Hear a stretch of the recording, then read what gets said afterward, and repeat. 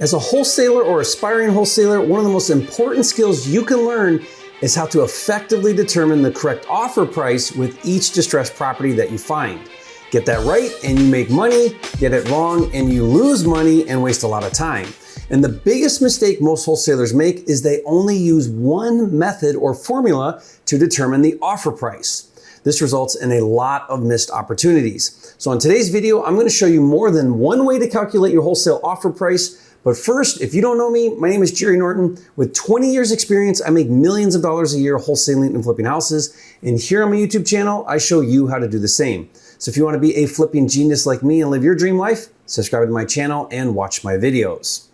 When it comes to analysis, never lose sight that your role as a wholesaler is to find, source, and bring deals to cash buyers that fit their investing strategies. A buyer's purchase criteria is often referred to as their buy box. Now, I refer to the price a buyer is willing to pay as the exit price. It's the price you exit the deal as a wholesaler. Your profit as a wholesaler is the difference between the exit price with a buyer and the contract price with a seller. So if you have a contract with a seller for, let's say, $100,000 and the exit price is $110,000, your profit is $10,000. Now I'm going to use several examples to illustrate this, so keep watching, but that means your wholesale buy formula is actually very simple. Exit price minus your desired wholesale fee equals your buy price. It's actually not very complicated. Figure out what a buyer will pay, subtract your desired wholesale fee, and what's left is your wholesale buy price. For example, if you know that a cash buyer will pay $200,000 for a particular property and you want to make a $20,000 fee, your buy price needs to be $180,000. Simple, right? The challenging part is figuring out what buyers are willing to pay, aka the exit price.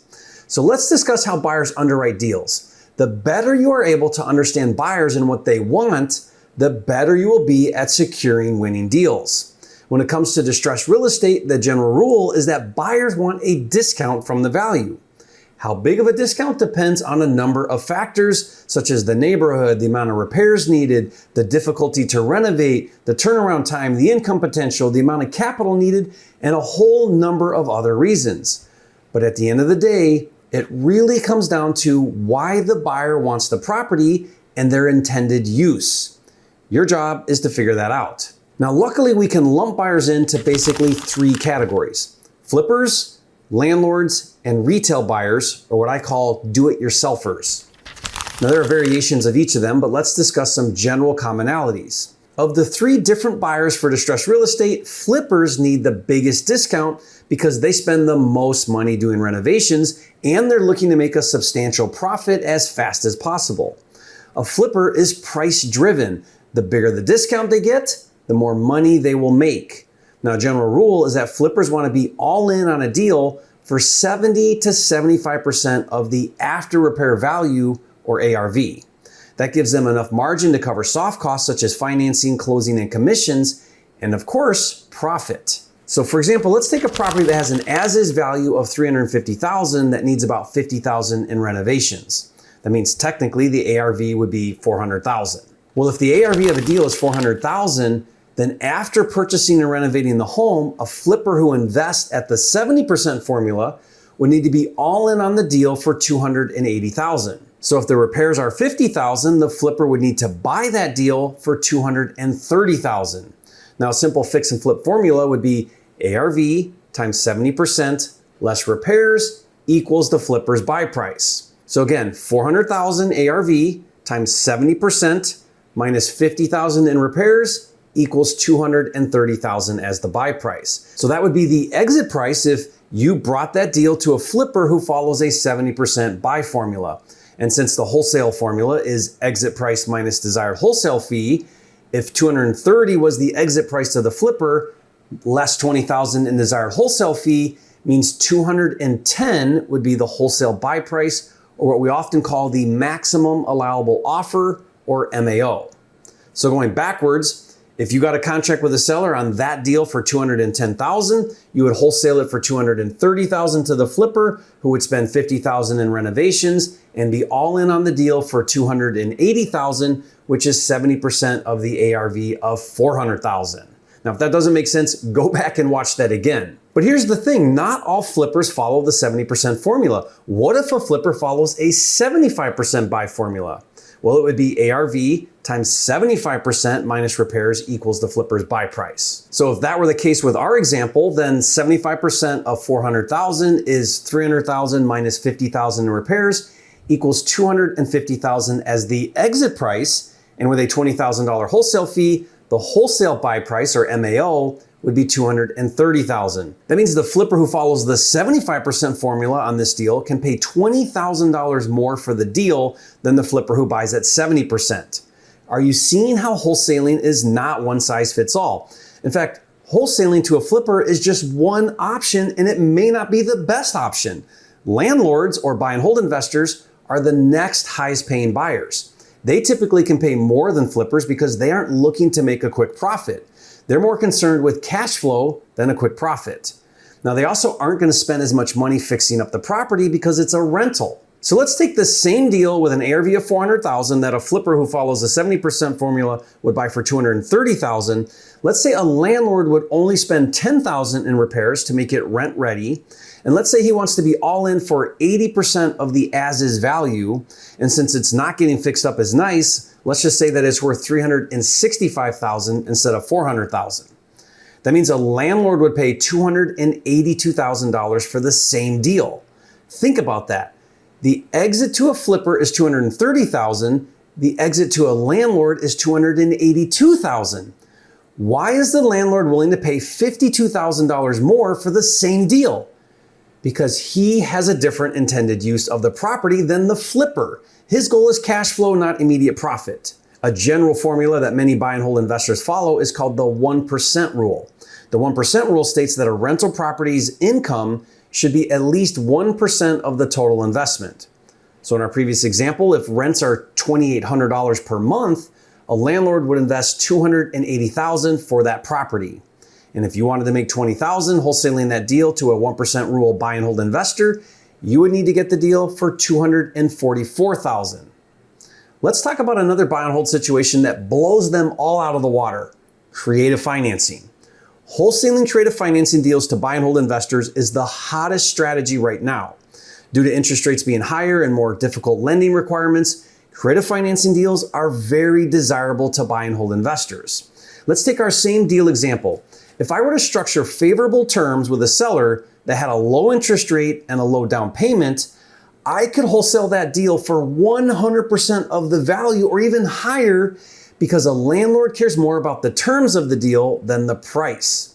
Wholesaling creative deals is one of the highest exit prices I've ever seen. Now, in some of my wholesale markets, we're wholesaling 100,000 plus per month in creative deals.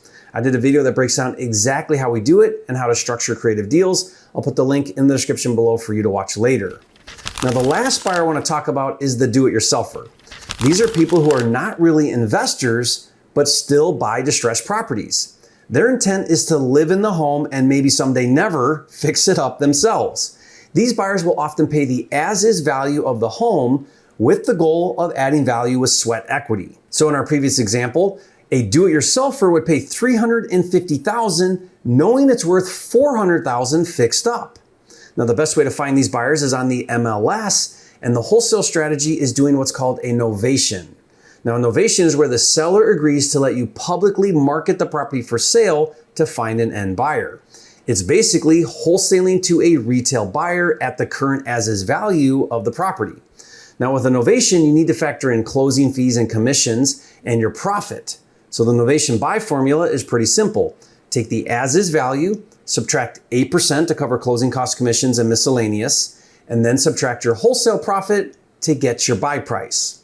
Now, I like to shoot for a $40,000 wholesale fee to give me a little wiggle room. So with our deal example, you would take the as-is value of $350,000 times 92% minus $40,000 in wholesale fee, which equals $282,000. Let me give one more example of how not all buyers are the same and how some buyers pay more than others.